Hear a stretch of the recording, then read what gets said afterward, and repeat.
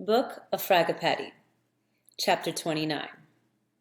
Hoab heard the story of Turbe, and he said unto him, Since I have heard these things, I am resolved to bind Thor the false and his lords, and send him with thee to Aoin. Turbe said, This would be my light. Because Thor insulted Aoin, it would be well for Aoin to restore him to his senses. 2. Hoab said, Tarry then a little while, and my physicians will bind them, that they do no harm in their madness, and I will have them delivered into the boat. So the proper persons bound up Thor and his lords with bands of cord, for they were wild and delirious, and after that they were put into Turbe's boat, ready to be carried away. Hoab said to Turbe, 3. Greeting to Aoin, in the name of Jehovah, and say thou to him that, according to the laws of these heavens, a false god or false lord, who hath led the people away from the Father, shall after his deliverance be made to reteach the truth to his deceived subjects, neither shall he be promoted higher or faster than the lowest of his former subjects. For which reason, after Aoin's companions have restored Oibe and his lords to soundness of mind, he and his lords shall be again bequeathed with their own kingdoms. In the meantime, I will in this same plateau begin the establishment of a new kingdom to the father out of these crazed Drujas. 24. Turbe and his companions then re-entered their boat and set sail at once for Aoin's kingdom. Thor the false and his lords, wailing and crying with fear, knowing not any man, nor woman, nor child. 5. Hoab now turned his attention to the host of panic-stricken Drujas, who were constantly forming themselves in knots and yet being as rapidly severed by the Etherians.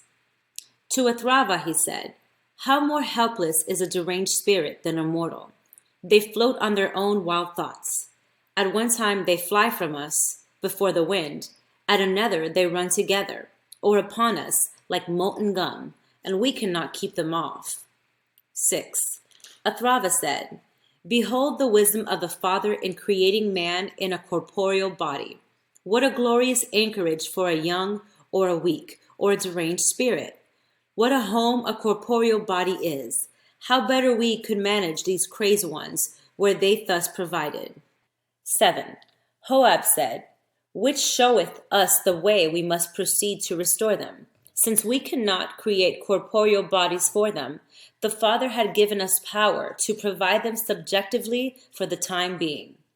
8. Thus proceeded Hoab and Athrava, first walling the place around with fire, so none of the Drujas could escape, and then dividing them into thousands of groups, making subjective bodies for them, to which they bound themselves willingly, and which prevented them from fastening to one another. 9. This is what Drujas call reincarnation in another world. And whilst they were thus provided temporarily by their teachers and governors and nurses, many of them imagined themselves to be kings and queens and high priests and even lords and gods. 10. For more than 100 days, Hoab and Athrava labored in the above manner, and the physicians and nurses and essenars labored to restore the minds of the people, and they mastered the adversity and had them well nigh all restored and disciplined when messengers came from Fragapatti, greeting, saying, 11. Behold, the dawn of Dan is passing swiftly, and I must yet visit the Lord gods in the different heavens of the earth. It is therefore my decree that Athrava return to Mauru and resume the throne, and that Hoab return also, and join me as my student and companion on my journeys. Send these, my commandments, to Aoin, greeting in my name, and he will provide a lord to rule over the delivered knot of Osivi. 12. So Hoab and Athrava were relieved by a lord appointed by Aoin, and his name was Ch.29-31, an atmospherian pupil of Samadhi of 400 years, and of great resolution and proficiency. So Hoab provided Ch.29 with a throne and left 4 million teachers, nurses, and physicians with him. And with the other million, Hoab and Athrava departed for Mauru in Haraiti. 13. Now as for the cruisers, the swift messengers with Ariun, as soon as the knot was safely untied, and Oibe and his lords bound and delivered into Turbe's keeping to be sent to Aoin, they departed, having recorded the proceeding in Ariun's diary. 14. Fragapatti, having heard of the success of Hoab in delivering the knot, determined to honor him on his reception at Mauru. Accordingly, Fragapatti sent heralds out into Haraiti, proclaiming a day of recreation, and inviting as many as chose to come to Mauru to receive Hoab. The proper officers provided musicians, flags, banners, and fireworks, suitable for the enjoyment of hundreds of millions of the inhabitants of Haraiti. Others provided reception, boats, 1,000 to go part way and meet Hoab's ship. 15. Fragapatti afterwards said of this matter, I had policy in this. Hoab was to be the next god of earth and her heavens, and whatsoever would win the love, the admiration, and the awe of his unlearned subjects would contribute to their resurrection. Chapter 30. So for one day there was great rejoicing in Mauru, and when it was ended, and the people retired to their respective places, the lights were raised for business. 2. Fragapatti said to Athrava, Come thou and resume Jehovah's throne.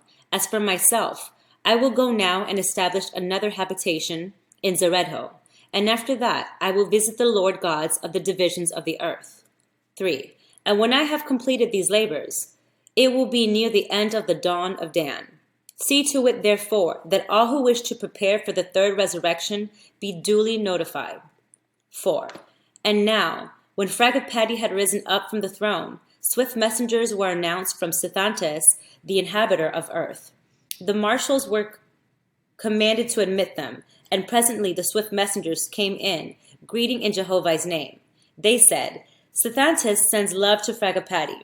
When the resurrection of this dawn is come, Sethantes will visit Mauru, and he will also bring with him Onesyi, first deliverer of brides and bridegrooms of the first harvest of the earth. 5. When the message had been thus delivered, there was great rejoicing in the capital. Fragapatti thanked the messengers in the Father's name, and after that the swift messengers withdrew. 6. Presently Fragapatti withdrew also, taking Hoab and Hypatia with him. And when they departed out of the capital and came to the Avalanza, the marshals had the accompanying host assembled, 10 million, and so they entered the ship, and, amidst music and rejoicing, they departed, going direct to the kingdom of Yima, Lord God of Shem and her heavens. 7. Yima had been notified of their coming, and had a pid mazer, a rowboat, made, in order to go and meet them.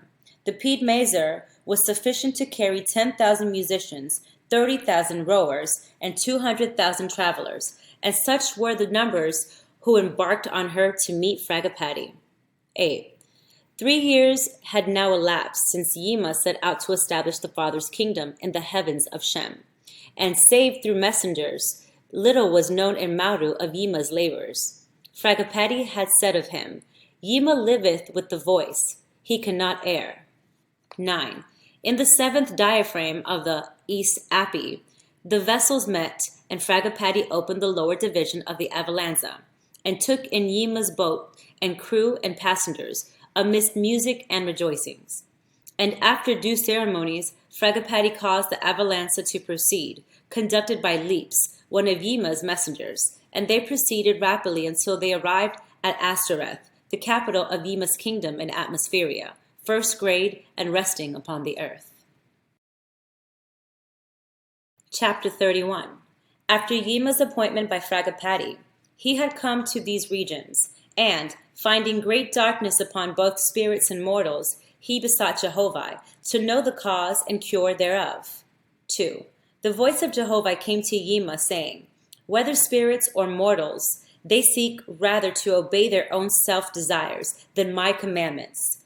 Behold, I sent them Apollo, and he gave them intercourse betwixt the two worlds, angels and mortals.